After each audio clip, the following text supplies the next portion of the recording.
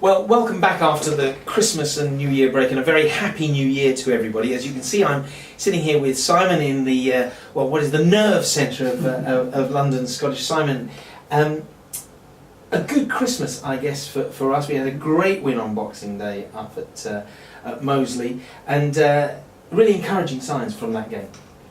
No, it was a great performance. I felt we put in. We controlled the game particularly well, because it's very difficult to go to Moseley and play. It's a very exposed pitch, and the wind really goes straight down. And there's a slope there as well, isn't there? Yeah, exactly. So there's a real different tactics you play one half to the second half. But overall, I was really pleased where we controlled the game, and actually we played for the full 80 minutes there, and I think we were good value for our win.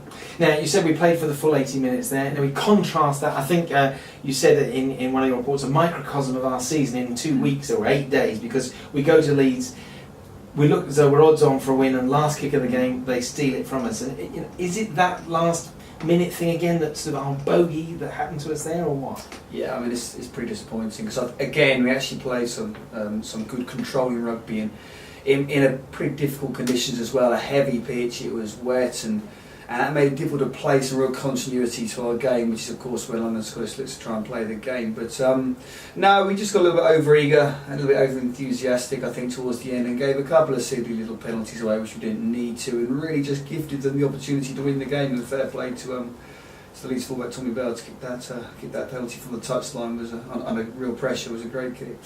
Now, when we spoke beginning of the season, sometime back in September I think it was, you said you were really looking forward to the season, looking forward to learning a lot. What have you learnt in the first sort of 5 months or so? How long have you got? I mean, first and foremost, what we do know is the physicality of this league is leaps and bounds. It's a huge step up from national one. All that comes from the full-time nature of the sides, but also in terms of the quality of the players around. The ruthlessness of which teams do expose the weaknesses another team has, and if you aren't on your mettle, if you do make a couple of silly little errors at this level, it goes very quickly punished. But it has been a learning process for everyone involved, and I think us picking up a world record number of losing bonus points is on one hand a very, very good thing. On the other hand, we'd like to see us got over the line a few more times, but hopefully if we can keep on taking the steps forward, that puts us in a good place for the playoffs end of the year. Now, since that time we spoke, we've been joined by a number of key players and sort of international players. There's something about Scottish that attracts players to it, isn't there? And they fitted in really well. Yeah, they've been fantastic. I mean, most recently, Adam Kleberger brings a huge amount of physicality. Oh no, no, the hair's gone. Well, no, on his face anyway. Not on his head. That's still flowing away. So, but his physicality and his passion is just tremendous, and he's a great kind of role model for some of our younger players to look to. On top of that, people like Augustin Gozio and Alfredo Lamb with their World Cup experience as well. I mean, these are great people to bring into the club and really add massive value and experience to it. And again, for obviously the team's development, but also for our younger players to develop and learn from as well.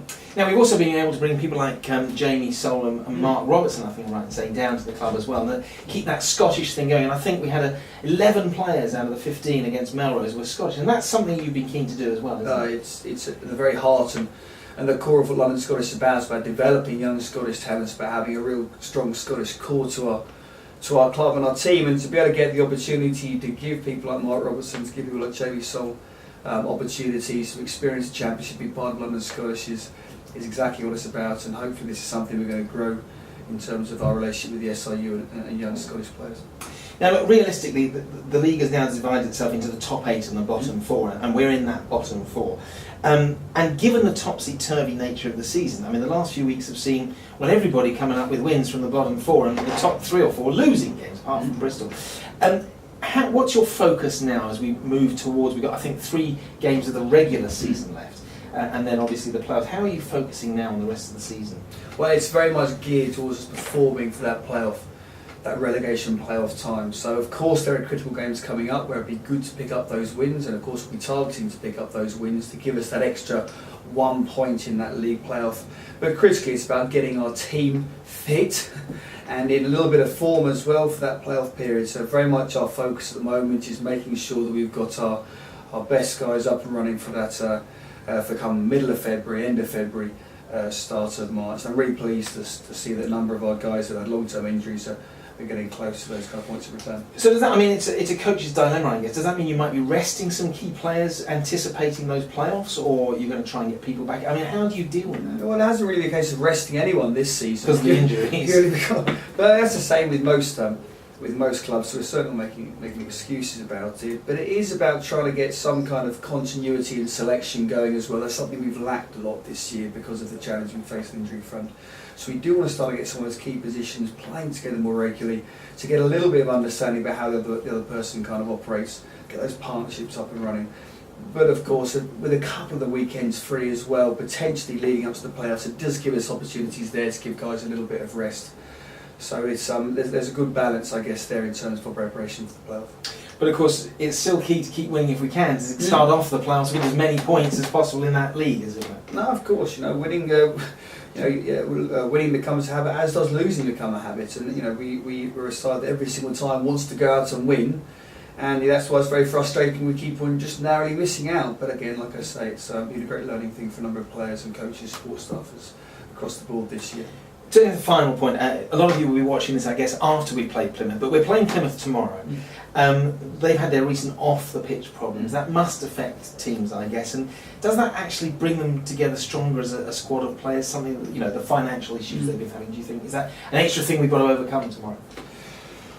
Well, I guess having been London Scottish the past 4 years, where it's always been something that's been very, very secure, is the stability of the club. It's not something I've personally had that experience of, but what I've seen from other clubs, it generally goes one of two ways. It can either be a very strong negative influence on the side, or if you look at our major rivals last year, Barking, we've got a number of players, and of course Alex Codney from Barking last year actually galvanised their team, really brought them much closer together as a squad. I'm pretty certain where Plymouth are and the history and heritage that club has as well, they'll be galvanised by these recent events, and that'll be a huge challenge for us as a result. Now look, you're a family man. How was your Christmas day with the kids? Were they barking mad and were they waking up at 3 in the morning?